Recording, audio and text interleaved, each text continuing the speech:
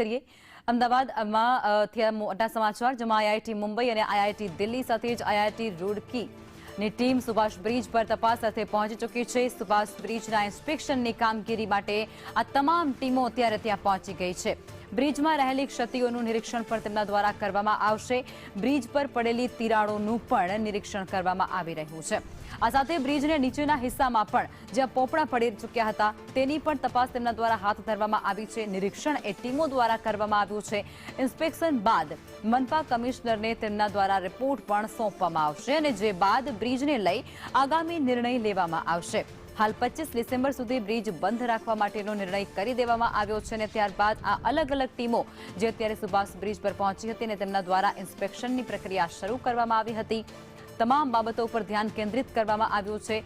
તિરાડો જે બ્રિજ પર પડી ચૂકી છે તેને લઈને પણ તપાસ કરાશે। આ સાથે જ બ્રિજની નીચેના ભાગમાં જે પોપડા ખરી પડ્યા હતા તેને લઈને પણ તપાસ કરાશે અને ત્યારબાદ આખો જે રિપોર્ટ છે તે સોંપવામાં આવશે અને આગળની અને ત્યારબાદ આ બ્રિજ કેટલા સમય માટે બંધ રાખવો, ક્યારે ખુલ્લો કરવો, હળવા વાહનો માટે ચાલુ રાખવું કે કેમ, લોડિંગ વાહનો માટે બંધ કરવું કે કેમ, તે તમામ બાબતો ઉપર ભાર મૂકવામાં આવશે અને જાણકારી આપવામાં આવશે।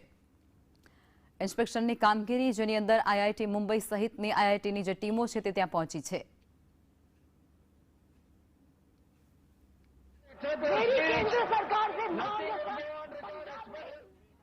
ઇન્સ્પેક્શનની કામગીરી છે તે હાલમાં પણ ચાલી રહી છે અને દ્રશ્યોમાં જે દેખાઈ રહ્યા છે આઈઆઈટી મુંબઈ અને આઈઆઈટી રૂડકીના જે અધિકારીઓ છે તે અહીં પહોંચ્યા છે અને બ્રિજનું ઇન્સ્પેક્શન છે તે તેમના દ્વારા કરવામાં આવશે। બ્રિજમાં કઈ કઈ ક્ષતિઓ રહેલી છે અને બ્રિજને રિપેરિંગ કરવાથી તે કામ આગામી સમયમાં બ્રિજ શરૂ થઈ શકે તેમ છે કે બ્રિજને તોડી અને નવો બનાવવો પડે એમ છે તે તમામ બાબતોનું નિરીક્ષણ જે છે તે આ બંને સંસ્થાઓ છે તેની ટીમો દ્વારા કરવામાં આવશે। અગાઉ 4 કંપનીઓ જે છે તેના દ્વારા ઇન્સ્પેક્શનની કામગીરી છે તે પૂર્ણ કરી દેવામાં આવી છે અને તેમાં સહમતિ આ બાબતે સધાઈ નહોતી અને તેના કારણે જ હવે આ વધુ 2 સંસ્થાઓ છે તેનો અપ્રોચ અમદાવાદ મ્યુનિસિપલ કોર્પોરેશન દ્વારા કરવામાં આવ્યો છે અને આ બંને સંસ્થાઓની ટીમો છે તે અહીં પહોંચી છે અને હવે અત્યારે ફોટોગ્રાફ્સ તેમના દ્વારા લેવામાં આવી રહ્યા છે। સાથે જ સેમ્પલિંગની કામગીરી છે તે પણ આ બંને સંસ્થાઓ છે તેના એન્જિનિયરો છે તેના દ્વારા કરવામાં આવશે અને ત્યારબાદ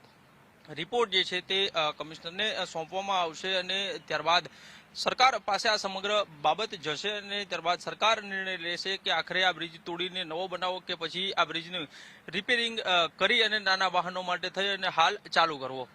કેમેરામેન કુંતલ મહેતા સાથે કશ્યપ જોશી, સંદેશ ન્યૂઝ, અમદાવાદ।